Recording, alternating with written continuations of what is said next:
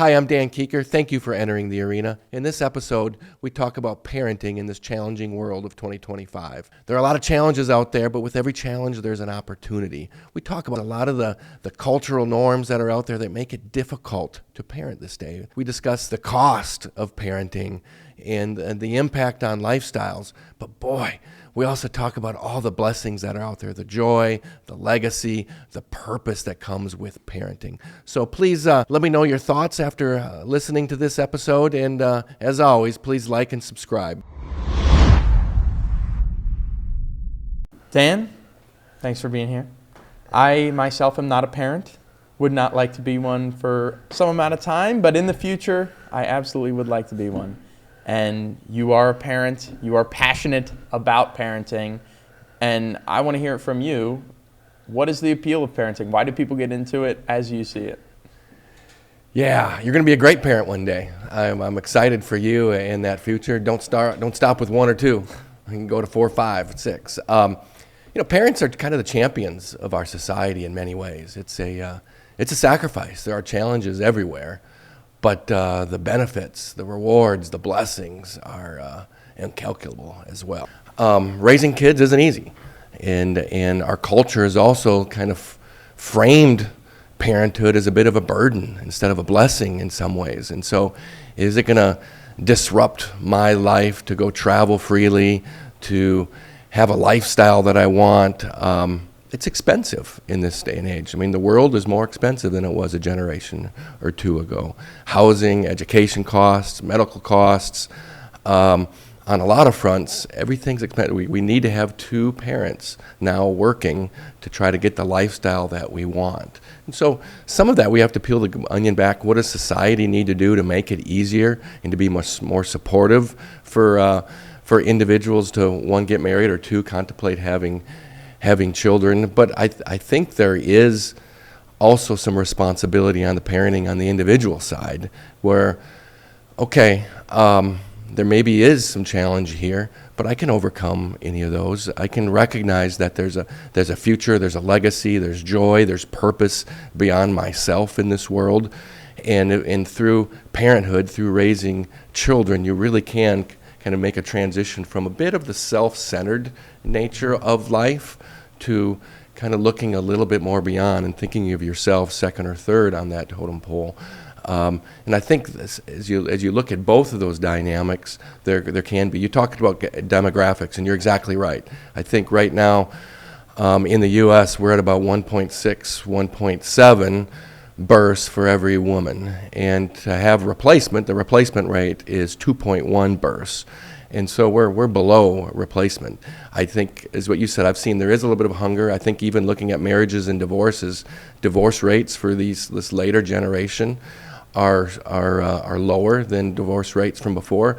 And I think there is some desire. I'm starting to see that maybe I'm looking at the generation that preceded me and maybe waiting till I'm 35 or 40 or even beyond to have children isn't the right answer, isn't the right solution. Some of it's anecdotal, some of it's just some initial articles and conversations I'm having, but I'm seeing that there maybe is a sense out there that this new generation is looking at this a little bit differently. Yeah, it's interesting because when you think about a decline kind of getting incited around 1960s, it really is like it's freedom and it's education. And a lot of declining birth rates are associated with a society that is healthier and more educated and can make these decisions.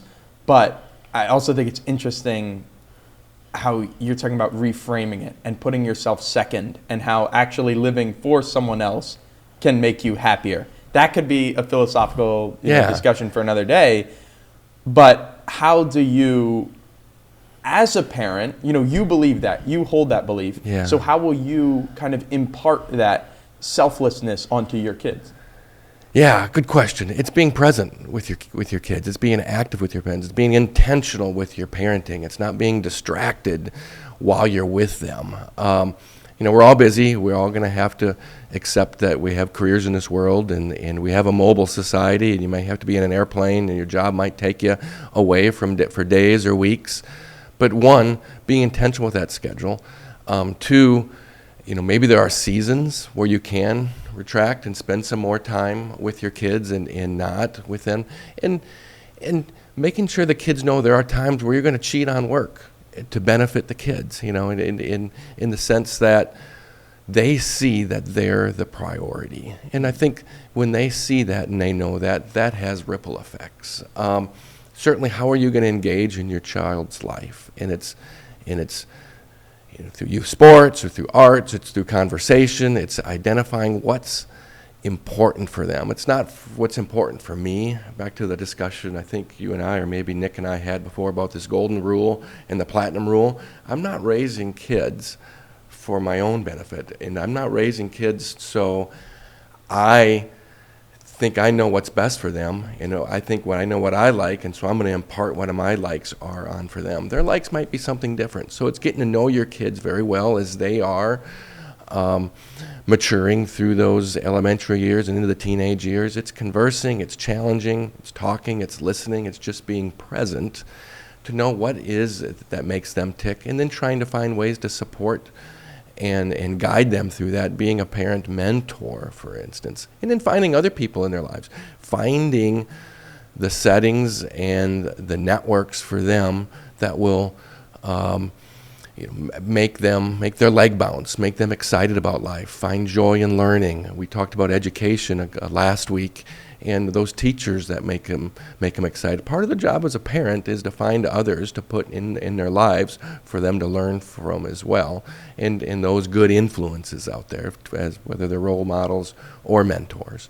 Yeah, I mean, that really resonates with me, just because I feel like growing up, I never felt pressure to be any one thing, right? I was never forced into sports. I just naturally gravitated towards them, or reading or anything else. So I love this idea of, you kind of keeping it free, but also having a framework of knowing kind of what the right things are, whether it's sports or arts, and just letting your kid do whatever. Within a safe and encouraging space. On that note, let me just quick interject. You can see it in youth sports sometimes. Mm-hmm. It's very blatant where some parents are really pushing their kids really hard. And you can see as you follow that along the journey 2-4 years later, some of those kids get burned out. Some of those kids have other challenges, or even the relationship between the parent and child eventually boils over if that parent is trying to live their own life through their child instead of taking that platinum rule approach. But yeah, and I mean, schools obviously take over some of that parenting duty. So that relationship with the school, you send your kids away for hours every single day. You have to wonder, whether or not you would approve or you would do it differently, or however it is. It's a relationship, it's a give and take, just like with a spouse, I imagine, where you have differing views on what gets taught and how it's done. So what is your relationship like with the schools that teach your kids? Yeah, it starts with trust. It's kind of like when you drop your kid off for the first time at a daycare. It's really hard. And what the daycare will tell you is don't sit around there and watch and give that extra big hug, because it makes the daycare's job much harder, because that kid's thinking about mom and upset, or thinking about dad and frustrated because they're leaving. So you have to have the trust to begin with, and you drop off, love you, move on to you, and you accept that there's a partnership there, whether it's a daycare when the child's 4 or 5 years old, or whether it's that kindergarten program or beyond when they're 6, 7 into their teenage years. So there has to be a trust of what's happening during that day. And so once you have that, and that comes from transparency. It comes from conversation. It comes from not having walls up and feeling threatened by the other, and also from the parent's perspective, having acceptance that there are other ways and other ideas and other concepts in a child's life that it's okay to not have absolute control of every hour of every day. And in some ways it's made harder these days with we're going to talk more about phones and acceptance, but you're not trusting as a parent that school, if that school allows phones and you're texting and you're conversing with that child throughout the school day. At some point you got to say, okay, child, hey, okay, teenager, you're okay, you're going to have that. So you need to have that acceptance, but it's a big responsibility for that school, and they can't abuse that, because the center of gravity for raising our children is the parent, is that home. That's what our society needs. And so there are duties for the school, but the number one duty for the school isn't to parent that child. It's to support the parent in the raising and the developing of the child. And there is an important role for the school, but it's not to supplant the role of the parent. Shifting into some of those digital questions that you just raised, it is so prevalent. Every time I look around, younger kids have phones, younger kids have computers required by school. They are always connected to the internet. And for me, having seen the effect on myself and other people of just constantly being connected, I imagine it's even, you grew up without a phone tied to you all the time. Like, how does that scare you? As a parent, how do you navigate that? Yeah, it's not just schools, it's other parents. And if there's a play date, if your 6-year-old, if your 8-year-old goes to another home and you're trying to be vigilant with how you're utilizing electronics and screen time, and you go to a birthday party or you go do an overnight and they're on screen time all the time, all of a sudden the child might come back and say, I really want to go to Bobby's house. I really want to go to Bobby's house. Well, it's not just because it's a fun household over there. It's because Bobby's parents allow him to get on and get screen time on iPad. So you have to be vigilant. So it's back to parents knowing that that medium and the challenges of prior generations. Some of it's with drinking or with dating and some of those dynamics. Yeah, that's hard, and it's hard to navigate for teenagers. But parents kind of have an idea what that is because they went through it as well. What's unique about this situation is, as a parent, I didn't go through wrestling with screen time, wrestling with all this technology when I was 9, when I was 12, 13, 14 years old. And here I am trying to parent it. And so the trust between the parent and the child, trust but verify is the rule. Yeah, I love and I trust my child, but those phones are powerful and addictive, and they're designed to keep that child's focus and attention throughout the day. And so you're combating that, and so you have to be intentional and deliberate how you do it, and part of that is to understand it and be on it and be there with them. It's one thing, I think a few things that we looked at. What's the best time frame to give that child the phone, and what is that introduction, onboarding to a phone look like? Yeah, what was that for you? How did you approach that? Yeah, we waited a little bit longer. We did a lot of studies. We looked at others, and our son was one of the last ones in his grade to get a phone. And then when he did get his first phone, it was this Gap phone, which we really liked as a parent, but he thought of it as a crap phone because he didn't have all the bells and whistles that everybody else had. And so the struggle initially was phone or no phone. And, we duked it out a little bit, figuratively. And then at the right time, I don't remember exactly, it was 13 or 14 where he got the Gab phone. And then he got his iPhone a year or two later. And that worked well for us, but it's tough because if his buddies are getting phones when they're 9 or 10 or 11, and there's no judgment here, but there's other people make other decisions for their families, but for us, that was hard because, well, Jimmy's got a phone, why can't I get a phone? Well, there's obviously lots of reasons why you talk about, but it's not enough to say, because I said so.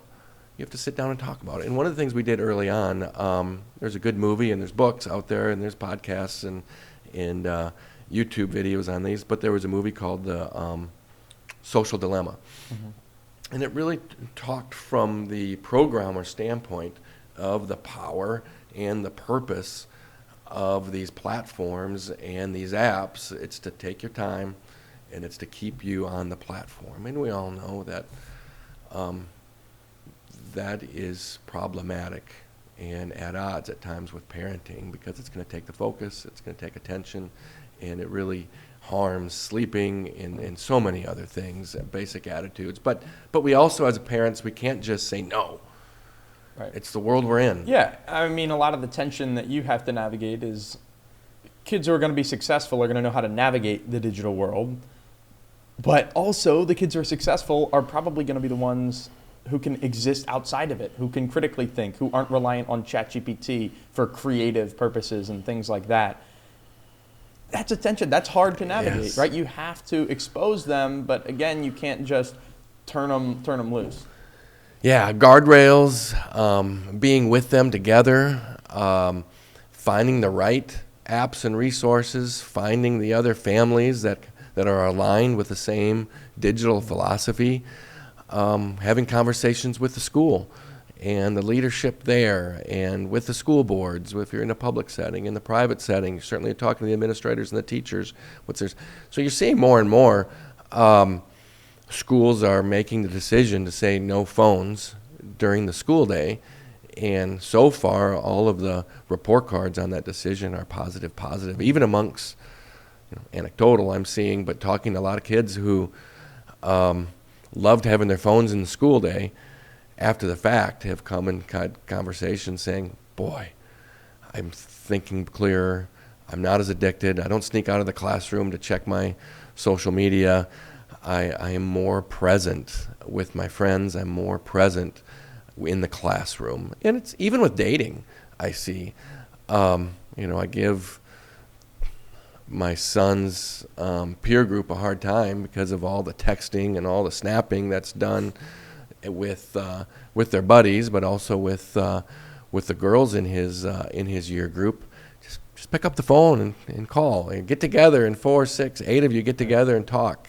But everything's so engaging. I had a boss once, years ago, who came home from work, and he told a story that it was all quiet downstairs, and he didn't know where his daughter was, where she normally is. He thought she was going to have some friends over.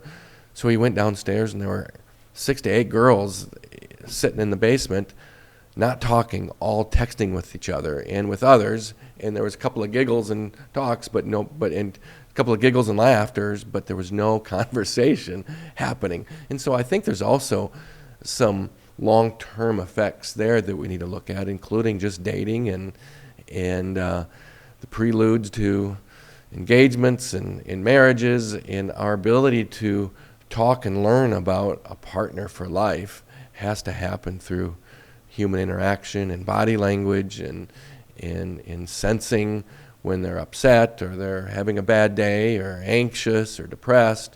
That doesn't come from texting. It doesn't come from snapping. Of course. I mean, I think about it and I see, I mean, you mentioned like some of the self-awareness kind of increasing among kids who are on phones. And I see that with my generation as well.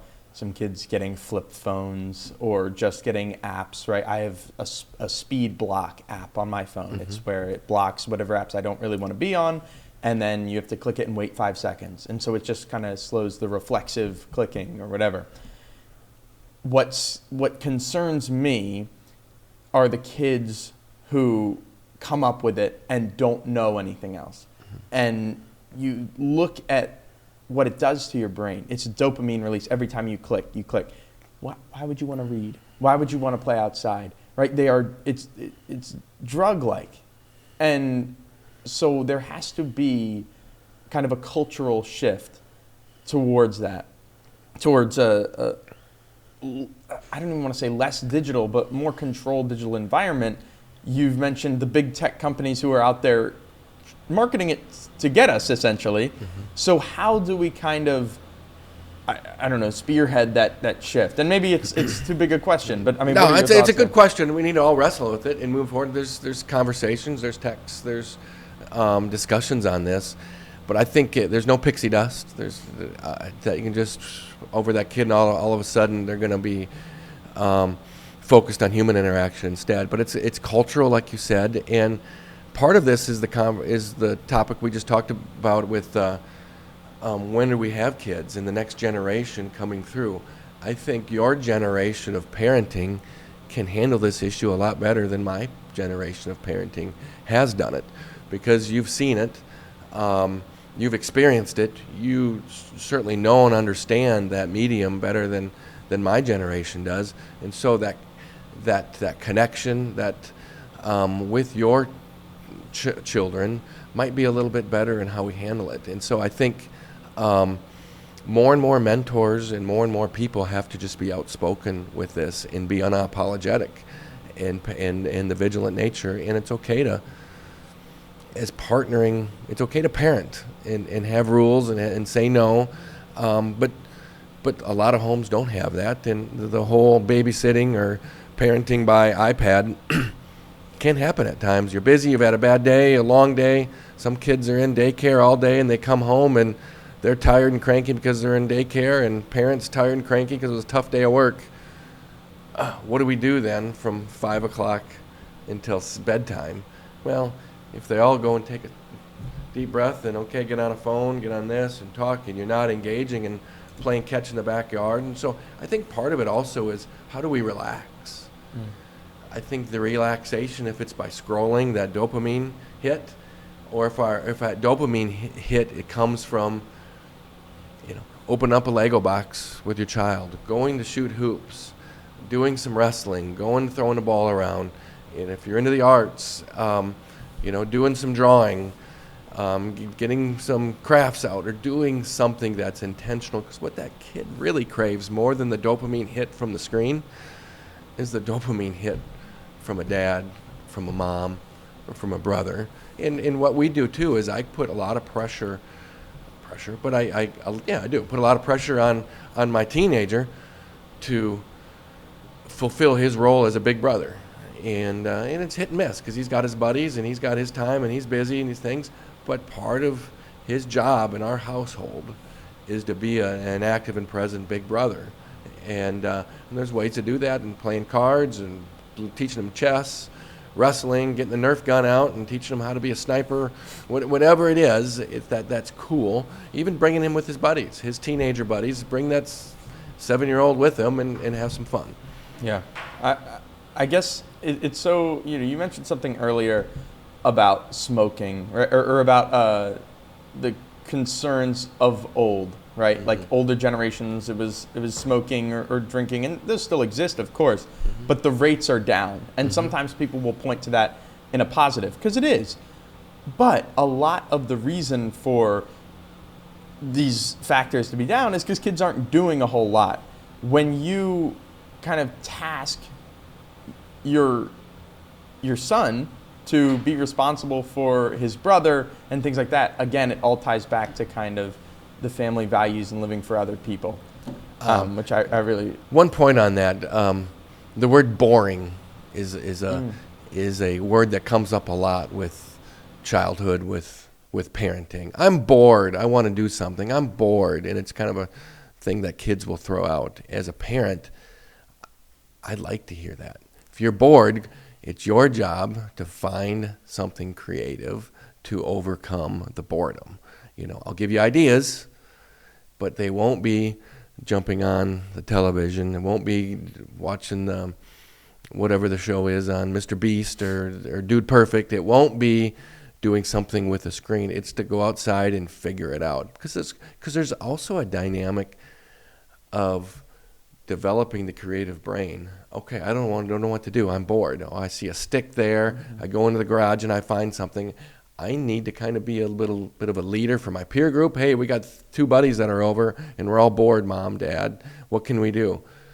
Here's some ideas, but go outside and figure it out. And there's a big old bin of toys out there. Go pick one and do it. And all of a sudden, 5 minutes later, they've got costumes on and they're using finger guns and found some chalk paint and whatever it is. And then, oh, don't do that. That's a good problem when they grab the nail gun or something like that. Right. Okay. Totally. But that's kind of the direction I would rather work with them to navigate the dangers of play, and maybe even accept 1 or 2 trips to the emergency room because you have to go get stitches. I'd rather have that than stuck inside on the phone all day. And I think what's so interesting about that is it's so antithetical to how you have to approach the internet.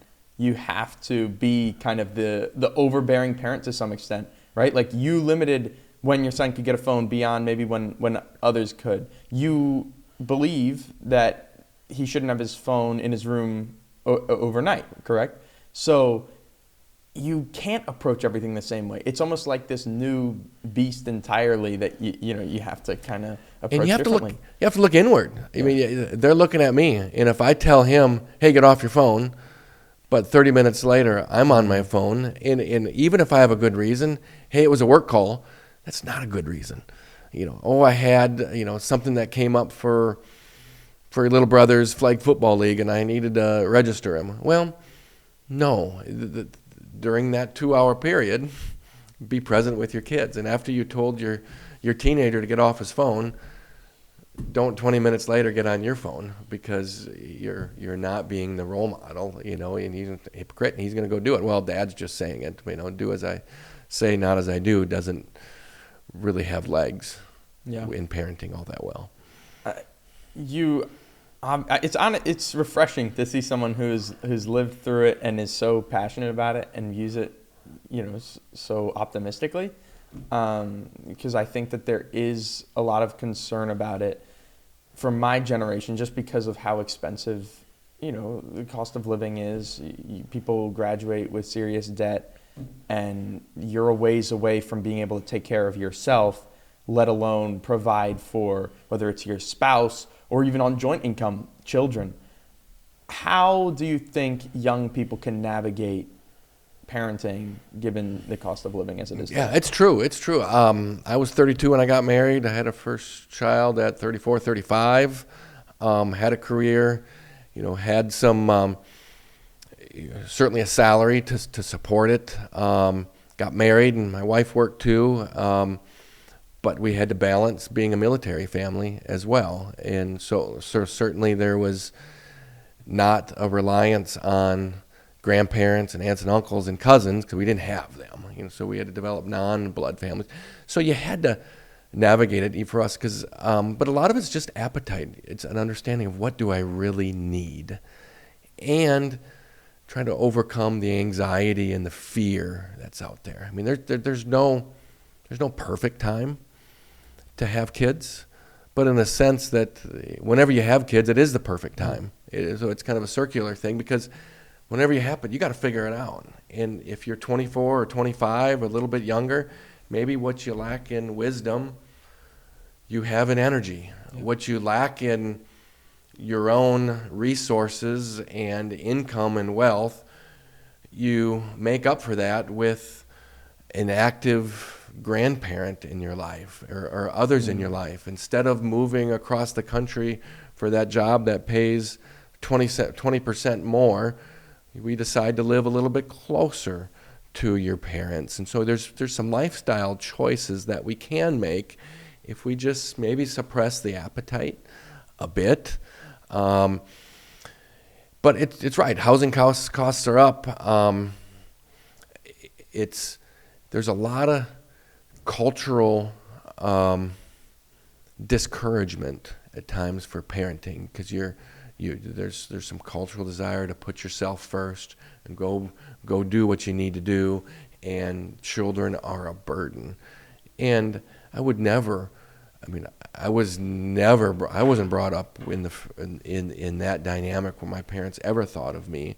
And I just can think of the harm that's done to any family unit, to any kid who looks at this as being any type of a burden. And it happens when there's marital friction, or if there's instability in the parenting world, it can happen. But just if society's putting that on you too, if children are kind of a burden, it's tough. And I know I've even talked to some with talk about fears of COVID, fears of climate anxiety or global crisis, or is there going to be a world war, or whatever it is. Some people start thinking, why would I want to bring a child up into this chaotic world?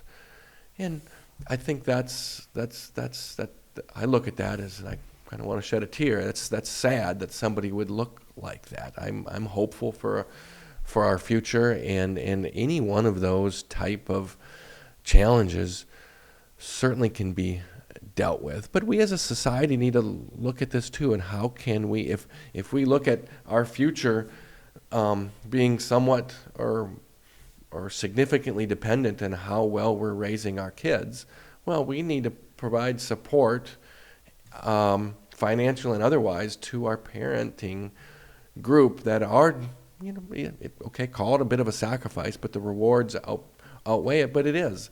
I can't go on as many trips and travel as my single buddies do. I don't have the same amount of freedom. Every 7:30, I'm at home with my kids and reading to them and getting them ready for bed. Every morning, I'm getting up and getting them ready for breakfast and getting them ready for the day. And I find joy in that, and that's just the world I'm in. But there's a benefit also if you can get through that stage early. As I got married in my 30s, started raising kids, and now I'm in my young 50s, and I have a 7-year-old. So I did push it off. But in retrospect, and with the wisdom I've developed over the years, I think a case can really be made, a persuasive case, to find that wife sooner that is compatible with you with a lifestyle. You have those kids earlier, go through that cycle, and if by the time you're 48, 50, your kids are graduated from high school, we're all very young in our 50s and 60s these years. Go travel the world and do that. So you just defer some of that potential freedom and then enjoy the life with your kids also being older, and then the life as a grandparent. The older you are when you have kids, the less likely you are to have any relationship with a grandparent, let alone one that would be flourishing. And so I even look at that right now. I got a 7-year-old and I'm in my young 50s. Add 20, I'm 70 if he even is in the potential time to have a child. Yeah, you mentioned the spouse, which this is a parenting episode. We'll get into that, but that's a big part of it. You could say half. And so when you think about finding that spouse, mm-hmm. I think part of people's hesitation to just jump right in the way they used to, perhaps, is kind of a microcosmic issue of everything, which is that we have information all the time. I can swipe right. I can see another. No one's ever good enough, right? People think that way, right? Oh, I can do better. They can always think that. And it not only does it contribute to kind of this inflated sense of self-worth, right, where there maybe aren't, as you said, introspective and seeing, oh, well, what are my shortcomings, right? Maybe I'm not perfect. Mm-hmm. But also it makes people probably more hesitant to actually settle down with someone. You are obviously a proponent of finding that person and settling down and contributing to society with this gift of children. What, if you could narrow it down, are the key things you have to see eye to eye on with a potential spouse and potential parent of your child? Yeah, a lot of things there, and it's the key is to be very intentional during that time, and you got to talk about it. And finding a counselor, someone who was schooled in this that can walk through those 25 different issues with you is the key. Everybody, I mentor a lot of young people. I have one. I'm going to a wedding this upcoming weekend. A young man that I've mentored for a half dozen years. And knew him before he found his sweetie pie, and then kind of talked to him and her about some things. And the key isn't every single issue. It's faith, it's relationship with family, where you're going to live, it's financials, where you are, where you're going. I mean, there's a long list of things that you really need to talk about. Have to be perfectly aligned with on everything. Mm-hmm. But those big issues, you better be pretty close. When things go wrong, when you're upset with the other party, how do you deal with those types of issues? And are you gonna duke it out and you fight? Is your tendency to kind of avoid confrontation and kind of go back and take a few hours to take a deep breath, or the other one enjoys confrontation? Let's just duke it out and then we'll be better. So you just gotta kind of walk through those things, and that's where I think having a deliberate time where you are engaging and going to an engagement is important. But also, we can't make it too easy to separate either. Mm-hmm. That's one of the many benefits of marriage, is it's just an added layer of commitment where it's a little bit more difficult to break away. Because I think some people are resistant to get married because they've seen with their own eyes, an infinite number of marriages that didn't work out, and the parents hate each other, and it's the kids that kind of deal with it. But so even if you talk through at the beginning, if we can agree that if things don't work out, we're going to go back 3 or 4 times to make it work out. But if for some reason it doesn't, any disgust or anger with each other is not going to be part of the kids, and you're going to be amicable towards them. So I think what do you look at as the biggest thing is to talk to people, find mentors with marriaging, whether it's a counselor or others that have been through it, and talk to a number of them, emulate people who have wonderful marriages and are raising kids the way you want to. Go talk to them. I mean, to kind of put a bow on this discussion, you're a forward-thinking guy. This podcast is all about not prescribing people, but giving them insight into, how to live. And when you consider, the potential parents and even the parents who are out there, young parents, what is your challenge for them as they move forward? Yeah. We need to be the parent that the child, not just the parent that the child needs today to be raised and to develop and kind of springboard to the right place, but you got to think ahead in that forward thinking piece. We need to be the parent that child needs 20, 30 years now, preparing them to be adults, to be leaders in this world, to be a leader in their family, and think about not just, it's great that they got A's on that test. It's wonderful that got a home run or had 10 kills in that volleyball match. All of that's nice, and you're developing people with confidence in sports, arts, and academics. All can help confidence, but it's that forward-thinking piece. So I think the charge for parents is be deliberate, intentional, be forward-thinking in knowing that there's a legacy here for your own family, but even broader, that we have a responsibility in how we're raising our kids to the greater society, because that's who we're putting into the world, and those are the kids of today are going to be the leaders of tomorrow, not only paying taxes and helping me as I get old living, but just to make sure the society keeps functioning.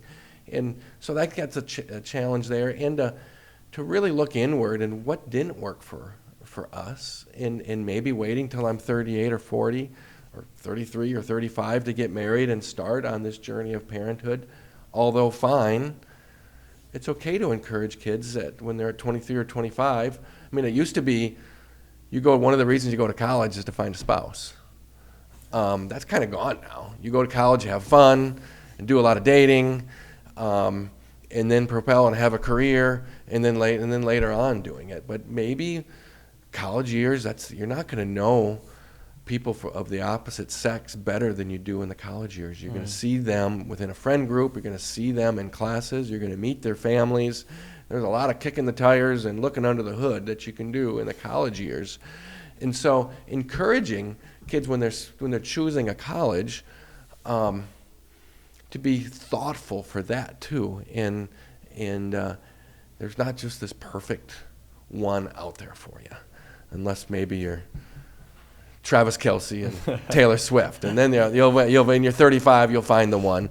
But in joking on that, let me just say that I was talking to my brother the other day, and who knows? Maybe Taylor and Travis can spark a little baby boom here if they would have a nice courting period and get married and have kids. Maybe others will say, "Okay, I'm going to do it too." So let's hope for a Taylor.